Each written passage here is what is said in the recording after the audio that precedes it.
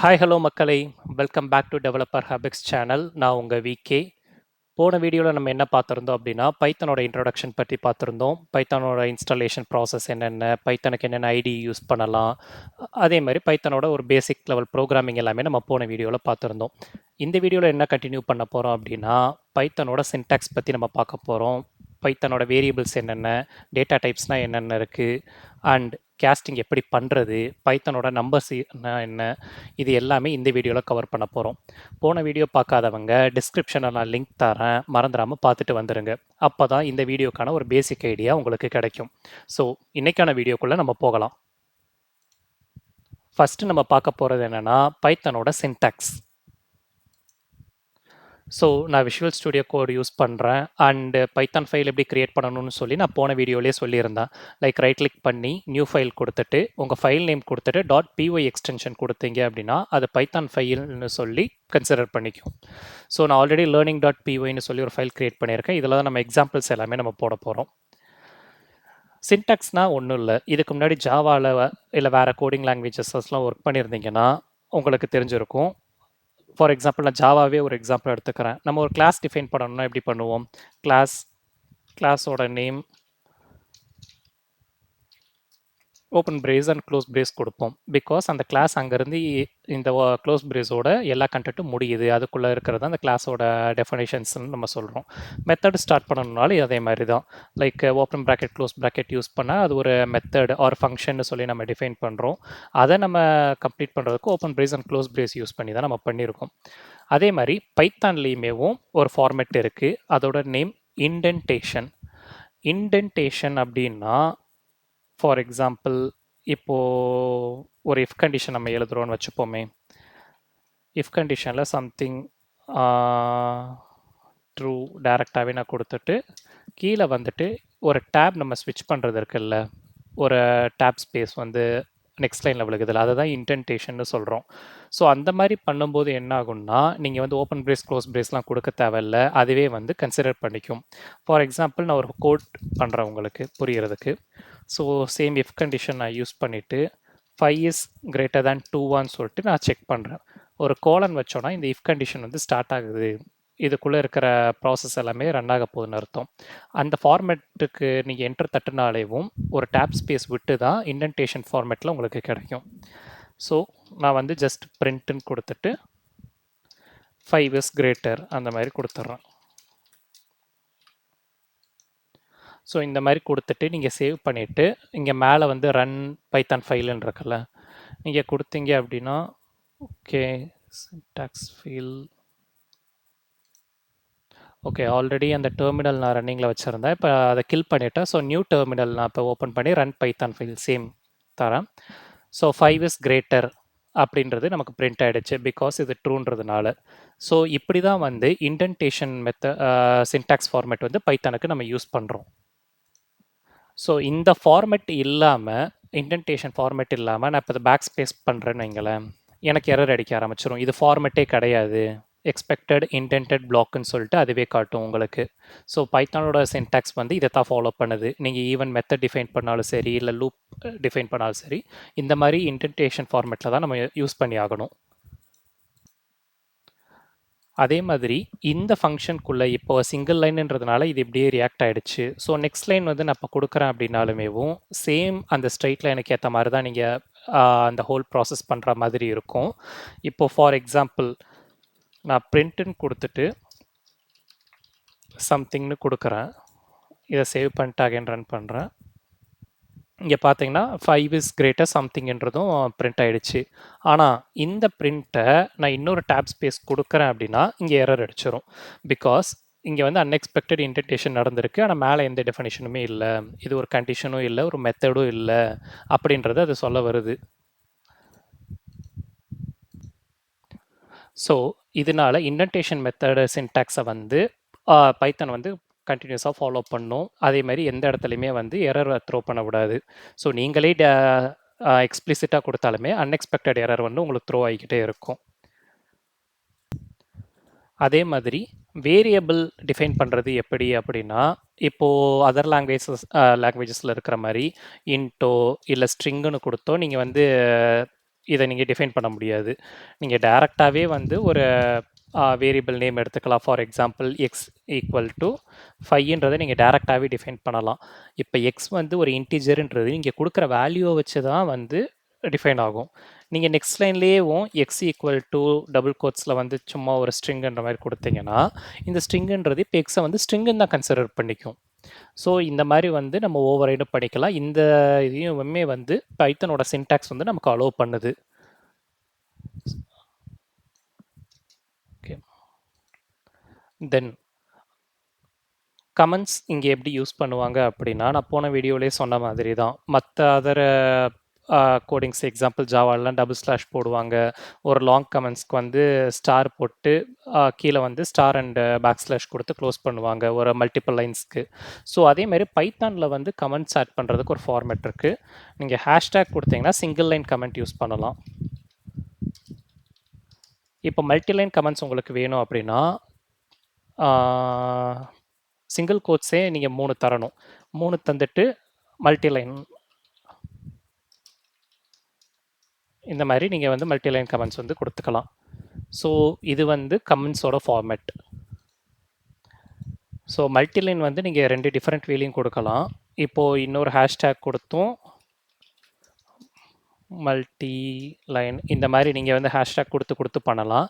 அப்படி இல்லை அப்படின்னா 3 டபுள் கோட்ஸ், நான் சிங்கிள் கோட்ஸ்னு ஃபஸ்ட்டு சொல்லிட்டேன், 3 டபுள் கோட்ஸ் கொடுத்துட்டு நீங்கள் உள்ளே என்ன வேணால் என்டர் பண்ணலாம். ஸோ இதையுமே ஒரு கமெண்ட் லைனை வந்து மல்டி கமெண்ட் லைனுக்கு அது எடுத்துக்கும்.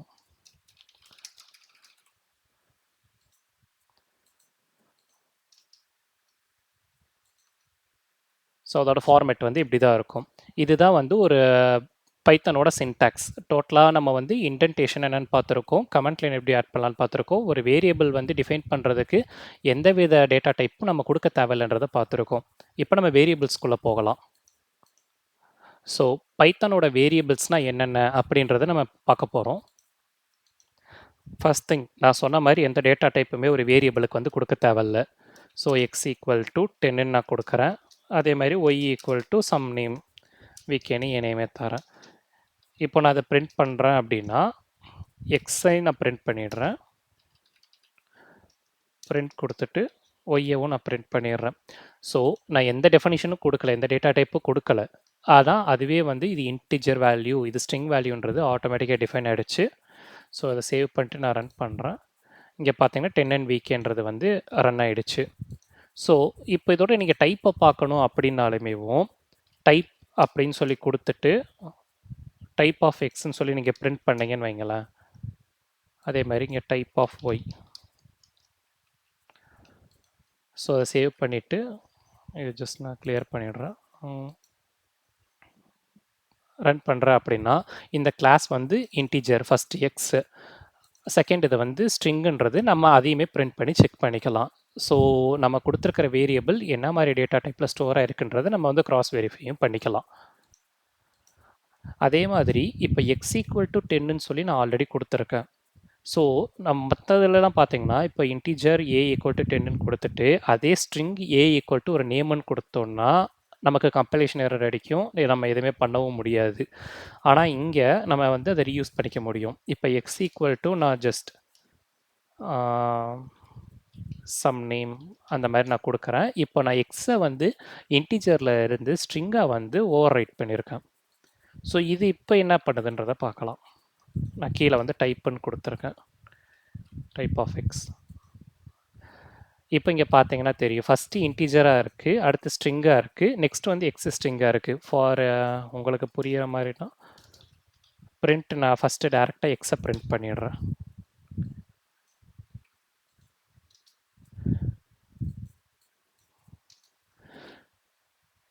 இப்போ நான் ரன் பண்ணுறேன். இங்கே பார்த்தீங்கன்னா தெரியும், ஃபஸ்ட்டு 10ன்றது பிரிண்ட் ஆகிருக்கு, ஃபஸ்ட்டு எக்ஸோட இது வந்து இன்டிஜரு, அடுத்து ஸ்ட்ரிங் நான் சம் நேம்ன்றது பிரிண்ட் ஆகிருக்கு, அடுத்த டைப்புன்றது அது ஸ்ட்ரிங்காக வந்து ஓவர் ரைட் பண்ணியிருக்கு. ஸோ இதையுமே வந்து நம்ம பைத்தானில் யூஸ் பண்ணிக்க முடியும்.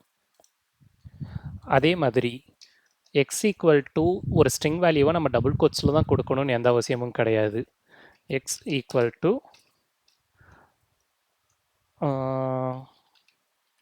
சம் பிளேஸ் அந்த மாதிரி நான் தரேன். இப்போ என்ன ஆகுதுன்னு பார்க்கலாம். அகைன் நான் வந்து இதை பிரிண்ட் பண்ணுறேன் சேம்.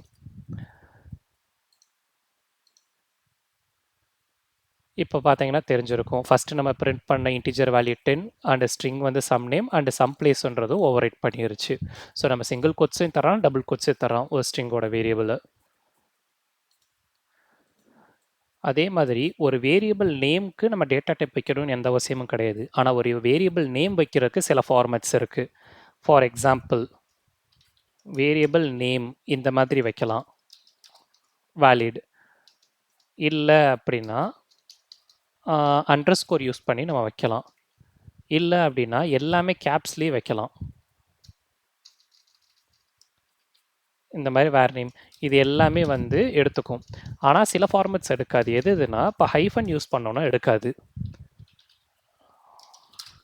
இங்கே பார்த்தீங்கன்னா உங்களுக்கு எரர் த்ரோ பண்ணும். என்ன error? Unexpected expression to the right. இப்போ நீங்கள் ரைட்டில் ஒரு வேல்யூ தந்தாலுமேவும் ஸோ இந்த வேரியபிள் நேம் வந்து இந்த மாதிரி ஒரு ஃபார்மேட்லேயே இருக்கக்கூடாது.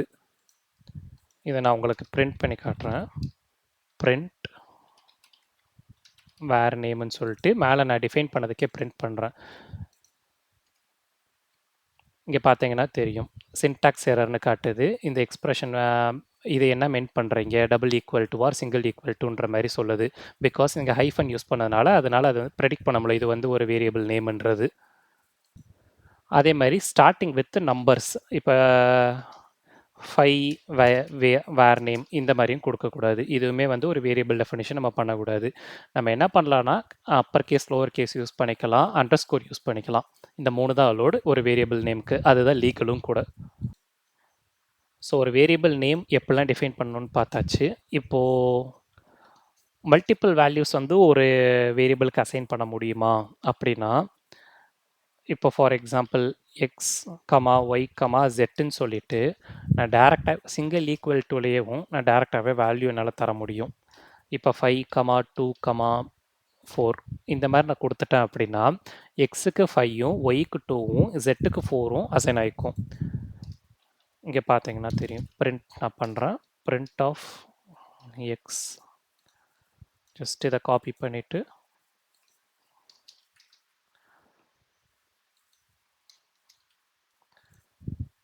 y and z இதை நான் சேவ் பண்ணிட்டு ரன் பண்ணுறேன். இங்கே பார்த்தீங்கன்னா 5 to 4ன்றது உங்களுக்கு தெரிஞ்சிருக்கும். x5 y2 4ன்னு. அதே மாதிரி தனித்தனியாக அதாவது மல்டிபிள் வேரியபிள்ஸ்க்கு மல்டிபிள் வேல்யூஸ் சிங்கிள் லைன்லேயே பண்ண முடியும். அப்போ மல்டிபிள் வேரியபிள்ஸ்க்கு சிங்கிள் வேல்யூ பண்ண முடியுமானா அதுவும் பண்ண முடியும். அதுக்கு வந்து கமா தராமல் x equal to y equal to z equal to 5 இந்த மாதிரி கொடுத்தீங்க அப்படின்னா அகெயின் சேம் திங் நான் பிரிண்ட் பண்ணுறேன். இப்போது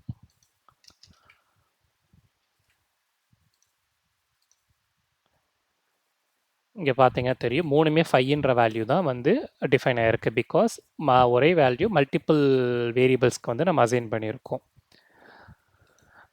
அதே மாதிரி ஒரு பேக்காக நம்ம யூஸ் பண்ணால் எப்படி இருக்கும்? இப்போ லிஸ்ட்டு அந்த மாதிரிலாம் பண்ணுறோம்ல, லிஸ்ட்டு செட்டுன்ற மாதிரிலாம் பண்ணுறோம்ல. ஃபார் எக்ஸாம்பிள் இப்போது கலர்ஸ் அந்த மாதிரி நான் கொடுத்துட்டு ஒரு அரே ஆஃப் இதில் வந்து ரெட் green ஸோ இந்த மாதிரி 2 வேரியபிள் கொடுத்துக்கிறேன். இந்த 2 வேரியபிளை வந்து நான் டேரெக்டாக ஒரு 2 வேல்யூவை 2 வேரியபிளுக்கு நான் அசைன் பண்ணணும். Just X comma Y equal to கலர்னு நான் கொடுத்தா போதும், அதுவே அசைன் ஆகிக்கும். இப்போ எக்ஸ் அண்ட் ஒய் மட்டும் நான் பிரிண்ட் பண்ணுறேன்.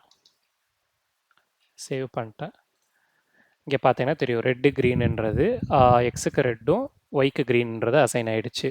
ஸோ இந்த மாதிரி நம்ம டிஃப்ரெண்ட்டாக ஒரு வேரியபிளை வந்து எப்படினாலுமே யூஸ் பண்ணலாம் பைத்தானில். ஸோ அதே மாதிரி குளோபல் வேரியபிள் டிஃபைன் பண்ணுறதுமேவும் ஒரு ஃபார்மேட் இருக்குது. நான் அதை கிளியர் பண்ணிக்கிறேன். இப்போது எக்ஸ் ஈக்குவல் டு வீக்கெண்ட் நான் கொடுத்துருக்கேன். இது ஸ்ட்ரிங் வேல்யூ. இதை நான் குளோபலாக டிஃபைன் பண்ணுறேன். ஃபஸ்ட்டு டெஃப்ன்றது நம்ம எப்படி ஒரு ஃபங்க்ஷனை வந்து டிஃபைன் பண்ணுறோம் அப்படின்றது வந்து இங்கே பைத்தானில் டெஃப்னு சொல்லுவோம். நம்ம நார்மலாக ஜாவாலெலாம் யூஸ் பண்ணுறோம் அப்படின்னா டேரெக்டாகவே வந்து பப்ளிக் வாய்டு இல்லை ரிட்டன் டைப் கொடுத்துட்டு மெத்தட் நேம் கொடுத்து நம்ம பண்ணுவோம். இங்கே டெஃப்னு கொடுத்துட்டு ஃபங்க்ஷன் இந்த மாதிரி நான் கொடுத்துட்றேன். கொடுத்துட்டு வழக்கம் போல் கோலன் வச்சுட்டு நம்ம இன்டென்டேஷன் பண்ணுறோம். பண்ணிவிட்டு பிரிண்ட் எக்ஸ்ன்றதை நான் பண்ணுறேன். இங்கே வந்து என்னோடய ஃபங்க்ஷன் நான் கால் பண்ணி விட்டுறேன். இப்போ பார்த்தீங்கன்னா வீக்ன்றது பிரிண்ட் ஆகிடுச்சு. Because it's a global வேரியபிள்ன்றதுனால.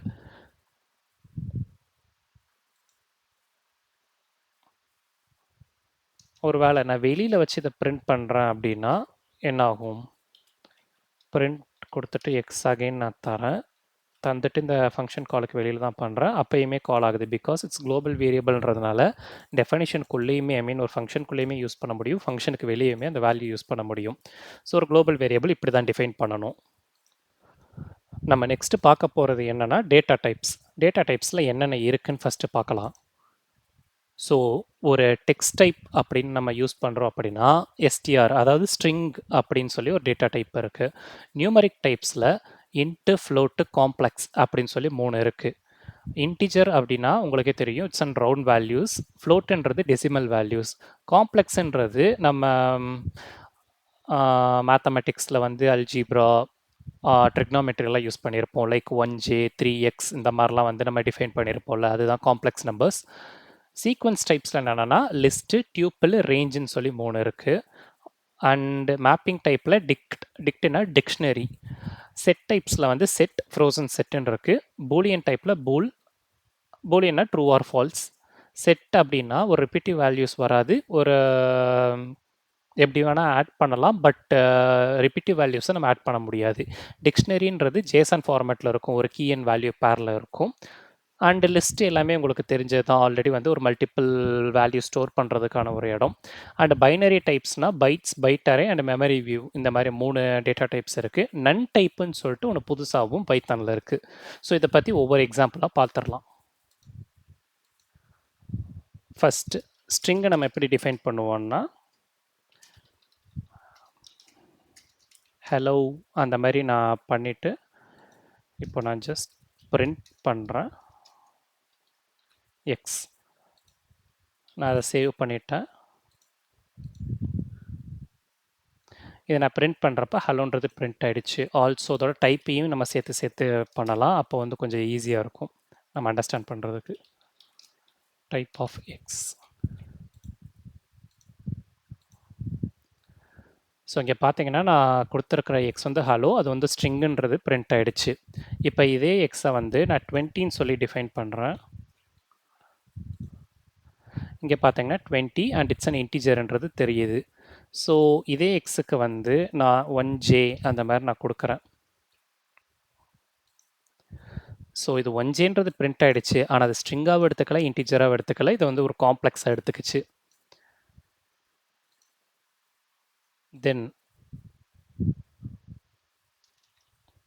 Okay, இதே இதை நான் ஓவர்ரைட் பண்ணிக்கிறேன். எக்ஸ் ஈக்குவல் டு, அதாவது இந்த மாதிரி open square bracket, close square bracket போட்டிங்க அப்படின்னா லிஸ்ட்டோட சின்டாக்ஸ் இதுதான். நீங்கள் லிஸ்ட்டுன்னு டிஃபைன் பண்ணுறீங்கன்னா இந்த மாதிரி open square bracket, close square bracket போடணும். இப்போ 1 2 3 இந்த மாதிரி வந்து ஒரு 3 ஸ்ட்ரிங் டேட்டாஸை வந்து நான் உள்ளே கொடுத்துருக்கேன். இது வந்து லிஸ்ட்டில் வந்து நான் ஆட் பண்ணியிருக்கேன். Same print of x, print of type of x. So அந்த ரெண்டுமே கொடுத்துருக்கேன். இப்போ நான் ரன் பண்ணுறேன். இங்கே பார்த்தீங்கன்னா 1 2 3ன்றது பிரிண்ட் ஆகிருக்கு. இது வந்து ஒரு லிஸ்ட் கிளாஸாக, அந்த கிளாஸ் வந்து ஒரு எக்ஸ் வந்து லிஸ்ட்டுன்றதும் நமக்கு காட்டியிருக்கு. சரி, லிஸ்ட்டை வந்து நம்ம ஸ்கொயர் ப்ராக்கெட்டில் போட்டுட்டோம். அப்போ டியூப்பிள் நம்ம எப்படி யூஸ் பண்ணுவோம்? Open curly braces and close பண்ணுறோம். ஸோ இப்போ நான் அதை டிஃபைன் பண்ணுறேன். அகெயின் சேவ் பண்ணிவிட்டு நான் ரன் பண்ணுறேன். இங்கே பார்த்தீங்கன்னா 1 2 3 சேம் லிஸ்ட்டில் இருக்க வேல்யூஸ் தான், பட் இது வந்து டியூப்பிள் டேட்டா டைப்புன்னு சொல்லி காட்டுது. லிஸ்ட்டுக்கும் டியூப்பிளுக்கும் என்ன டிஃபரன்ஸ் அப்படின்னா, டியூப்பிளில் நீங்கள் ஒன்ஸ் டிஃபைன் பண்ணிட்டீங்கன்னா வேறு எதுவும் அடுத்து ஆட் பண்ண முடியாது. ஆட் பண்ணால் அந்த வேல்யூஸ் எடுத்துக்காது. லிஸ்ட்டில் நம்ம மல்டிபிள் திங்ஸ் ஃப்யூச்சரில் கூட ஆட் பண்ணிக்கிட்டே இருக்கலாம். ஸோ இது ஒரு டிஃபரன்ஸ். இதை வந்து ஃப்யூச்சரில் கண்டிப்பாக நம்ம பார்ப்போம். அண்டு செட் எப்படி யூஸ் பண்ணுறது அப்படின்னா சேம் கேர்லி பிரேசஸ் வந்து நம்ம யூஸ் பண்ணணும்.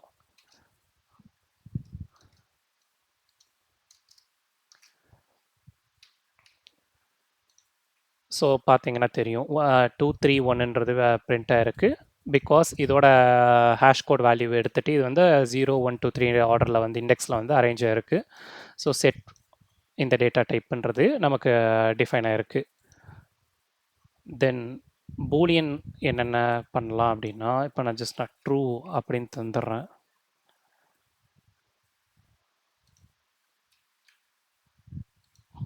ஸோ ட்ரூன்றது ஒரு பூலியன் டேட்டா டைப் பண்ணுறது இங்கே காட்டுது. அண்ட் ஆல்சோ நான் நன் அப்படின்னு தரேன்னா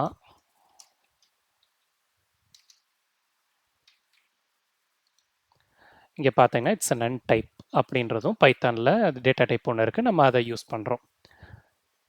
ஸோ இப்படி தான் இவ்வளோ டேட்டா டைப்ஸ் வந்து பைத்தானில் இருக்குது. இந்த எல்லா டேட்டா டைப்புமேவும் இண்டிவிஜுவலாக நம்ம ஃபர்தர் வீடியோஸில் வந்து ஃபுல்லாக கவர் பண்ணலாம். இப்போ நான் உங்களுக்கு ஒரு பேசிக் ஐடியா கிடச்சிருக்கும்னு நான் நினைக்கிறேன். நெக்ஸ்ட் நம்ம என்ன பார்க்க போகிறோம் அப்படின்னா, எப்படி கேஸ்ட் பண்ணுறது. கேஸ்டிங்னா ஒன்றுமே கிடையாதுங்க. ஒரு டேட்டா டைப்பை இன்னொரு டேட்டா டைப்பாக எப்படி கன்வெர்ட் பண்ணுறது அப்படின்றது தான் கேஸ்டிங். வாங்க எக்ஸாம்பிள்ஸில் பார்க்கலாம். ஸோ அதை நான் கிளியர் பண்ணிக்கிறேன். கிளியர் பண்ணிவிட்டு எக்ஸ் ஈக்குவல் டு 1 அப்படி நான் தரேன்.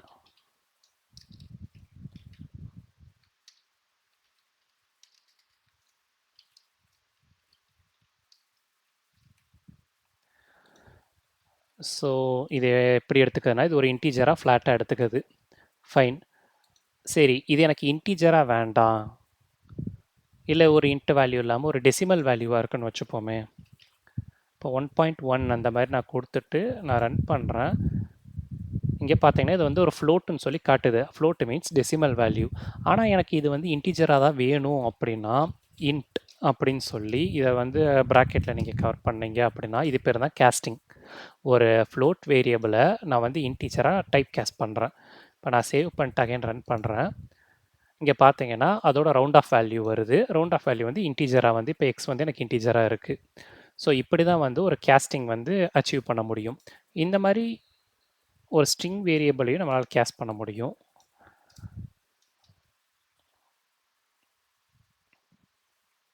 இந்த மாதிரி 3 வந்து நான் டபுள் கோட்ஸில் கொடுத்துருக்கேன். Obviously it's a string. அதை வந்து நான் இன்டீஜராக கேஸ்ட் பண்ணுறேன். இங்கே பார்த்தீங்கன்னா still it's an int and value வந்து 3ன்றது நமக்கு தெரியுது. ஸோ நம்ம இன்னைக்கு வீடியோவில் வேரியபிள்ஸ்னால் என்ன, டேட்டா டைப்னா என்ன, கேஸ்டிங்னா என்ன, பைத்தனோட சின்டாக்ஸ் எப்படியெல்லாம் ரியாக்ட் ஆகுதுன்றதை நம்ம எல்லாத்தையுமே நம்ம இந்த வீடியோவில் கவர் பண்ணிட்டோம். நம்ம நெக்ஸ்ட் வீடியோவில் ஸ்ட்ரிங்கு அண்ட் ஆப்ரேட்டர்ஸை பற்றி பார்க்கலாம். உங்களுக்கு இந்த வீடியோ பிடிச்சிருக்குன்னு நம்புகிறேன். மறந்துடாமல் லைக் பண்ணிவிட்டு சப்ஸ்கிரைப் பண்ணிக்கோங்க. அப்போ தான் எனக்கும் மோட்டிவேட்டடாக நெக்ஸ்ட் வீடியோ போடுறதுக்கு யூஸ்ஃபுல்லாக இருக்கும். ஸோ போன வீடியோ பார்க்கலனாலும் கண்டினியூ பண்ணிவிட்டு இந்த வீடியோவை பாருங்கள். ஸோ அப்போ தான் வந்து ஆர்டராக நம்ம ஒவ்வொரு வீடியோவோ போக போக உங்களுக்கு நாலேஜ் கிடைக்கும். நெக்ஸ்ட் வீடியோவில் உங்களை சந்திக்கிறேன். பை.